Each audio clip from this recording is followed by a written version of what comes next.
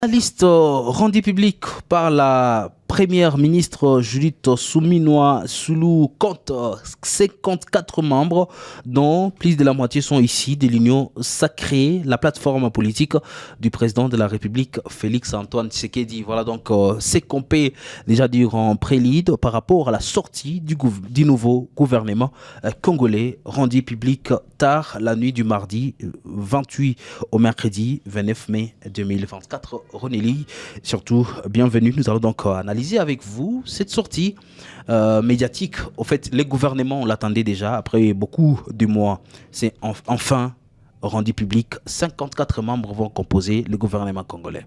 Oui, c'est en tout cas ce qu'attendait la population congolaise depuis cela 5 mois. On parlerait même d'une pression qui était visible derrière la première ministre Judith Suminwa. Parce qu'on a vu avec le Sénégal, après quelques jours de la cérémonie d'investiture du président, il y a quand même un gouvernement qui est sorti. Après la situation du Sénégal, d'autres pays avaient emboîté les pas, toujours dans les cadre de ces élections. Et donc pour la République démocratique du Congo, c'était l'opportunité pour le gouvernement actuel et surtout la première ministre de montrer son côté sérieux. Et en publiant ces gouvernements, c'est vrai, on est autour des 54 ministères. Et dans les 54, nous avons par exemple 6 vice premiers ministères, s'il faut vraiment en parler comme ça, parce que nous avons 6 vice premiers ministres et ministres, donc pour des questions qui sont essentielles. Nous avons également des ministères d'État, à part ces ministères d'État. 10 ministres d'État. 10 ministres d'État. Et donc, 24 ministres, 4 ministres délégués et voilà.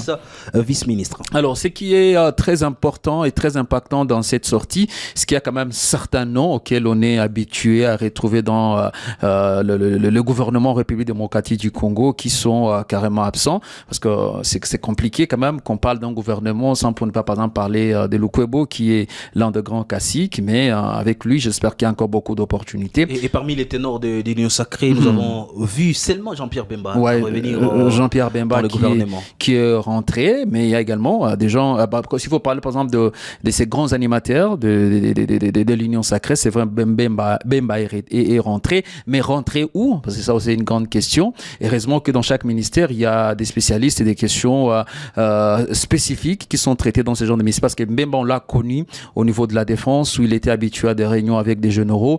Maintenant qu'il est au transport, ce sera peut-être également un moment pour lui d'avoir des expériences avec les transporteurs pour comprendre la donne, mais également pallier aux défis liés au transport en République démocratique du Congo. Il faut le dire, une représentation de femmes quand même, un chiffre assez important dans ce gouvernement. Nous avons vu de nouvelles figures, et dans la partie Est également, des gens qui étaient déjà élus sénateurs qui se retrouvent également membres du gouvernement. Jacquemain Chabani, qui a été, on peut dire, une révélation. Jacquemain Chabani, il faut le rappeler, il a été quand même aux côtés des chefs de l'État lors de la campagne présidentielle de décembre 2023.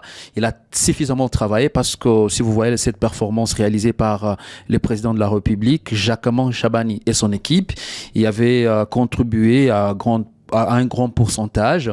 Il était directeur de cabinet, donc il était directeur de campagne pour les comptes du président de la République, et le fait de les nommer comme d'abord vice-premier ministre et ministre en charge des questions intérieures, la sécurité, des affaires coutumières, c'est une grande responsabilité parce qu'on sait au moins comment ça se passe en République démocratique du Congo, des contentieux électoraux, que ce soit pour le poste de gouverneur, déjà au niveau du Bas-Congo, ça chauffe.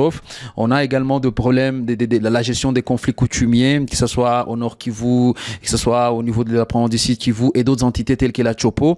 À part cette dimension, il y a également des problèmes très spécifiques dans la gestion, par exemple, de la police sur l'étendue du territoire national. Nous avons des grands défis où il y a carrément des dysfonctionnements, par exemple, des questions relevant, par exemple, des territoires, des entités où il y a des conflits coutumiers ici et là. Donc, c'est tout un travail des titans qui attend Jacquemin Chabani. Mais revenons peut-être pour la question de femmes. Pour 17 femmes. 17 femmes. Je crois que c'est Félix Tshisekedi, le président de la République, pour que nous avons du respect, continue toujours à faire de beaux yeux pour prouver à la face de la communauté internationale qu'il est ses champions à masculinité positive. Mais ce qui est très intéressant dans cet avènement quand même de femmes, parlons quand même par exemple du ministre de l'éducation, qui physicienne et professeur. Il y a des technocrates dans ces gouvernements. Ouais, c'est ça ce que j'étais en train de dire, c'est que nous avons quand même des femmes qui aujourd'hui peuvent, en tout cas, s'il y a cette volonté, parce qu'au Congo, ce ne sont pas les diplômes malheureusement qui travaillent, parce que même lorsque Bemba est arrivé à la défense, les gens disaient avec son expérience en tant qu'un ancien belligérant, il pourrait carrément trouver une réponse à la crise dans l'Est.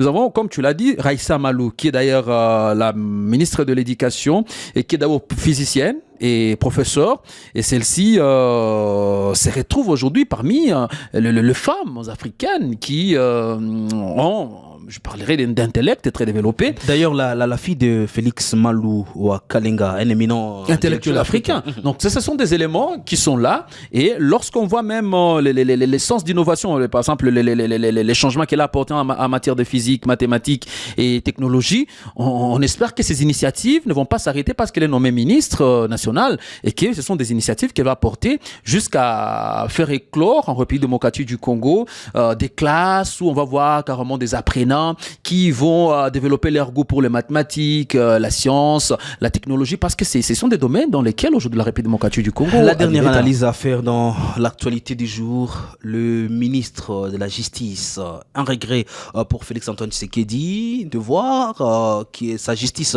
est malade, à suivre, si je peux emprunter son mot, il faut des réformes. Et aujourd'hui, nous voyons un candidat malheureux aux élections du 20 décembre 2023 prendre ses ministères. Qu'est-ce que vous pensez qu'il va apporter?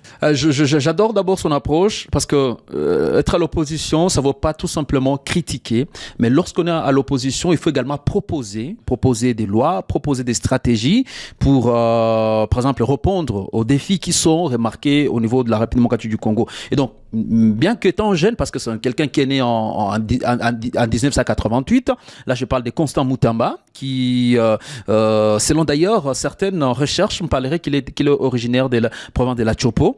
Et donc, c'est un jeune qui a quand même été non seulement critique, mais qui apporte également des solutions. Et l'on espère déjà son avènement à la tête de ces ministères, parce que déjà, selon les données que nous avons en notre possession, c'est quelqu'un qui a également étudié les droits. Il est patron d'un cabinet d'avocats. Il a d'ailleurs plaidé pendant un moment qu'il fallait mettre en place même un tribunal pour gérer des questions se rapportant à des défis financiers au niveau de la République démocratique du Congo. C'était quelqu'un d'ailleurs qui proposait une loi contre certaines pratiques en Afrique. Moi, je ne peux pas en parler parce que c'est vrai, on est sur YouTube. Il y a certains mots qu'on peut utiliser, mais il était quand même contre une certaine jeunesse qui voulait aller vers des pratiques qui étaient contraires à la tradition africaine. Et cela n'a pas été bien vu. À Constant Mutamba, il faut quand même noter parmi ses déclarations sur les questions de l'Est de la RDC, il a dit, je cite, « Il est crucial de mobiliser la machine juridique contre les complices internes et les membres du 1-23, ainsi que de saisir la Cour internationale de justice contre Paul Kagame. » Est-ce que son avènement au ministère de la Justice va emporter en plus par rapport à cette résolution de la crise à l'Est que nous attendons? Il est trop jeune, il a de l'énergie et je crois que c'est l'opportunité parce qu'il était candidat numéro 2 lors de présidentielle de 2023 et Félix, qui est déjà à son dernier mandat, s'il n'y aura pas, bien sûr, changement de la constitution au pays, je crois que c'est la meilleure balle qu'il a maintenant de marquer le point en République démocratique du Congo, surtout d'initier par exemple une action contre Paul Kagame qui, on le sait aujourd'hui avec beaucoup de rapports, et derrière cette crise sécuritaire qui s'écoule à partir de la République démocratique du Congo, on a même parlé récemment de la question des Génocostes avec l'avènement, c'est cette grande cérémonie qui était organisée en date du 15 mai où on avait enterré les victimes des bombardements des terroristes d'il y a 23 tués au niveau de Mugunga. Je crois que c'est là où Constant Mutamba est entendu et il n'a qu'à prouver s'il fait preuve d'une bonne gestion de son ministère. Il pourra marquer les esprits et pourquoi pas peut-être tenter en 2028, voir s'il pourrait avoir cette confiance de la population.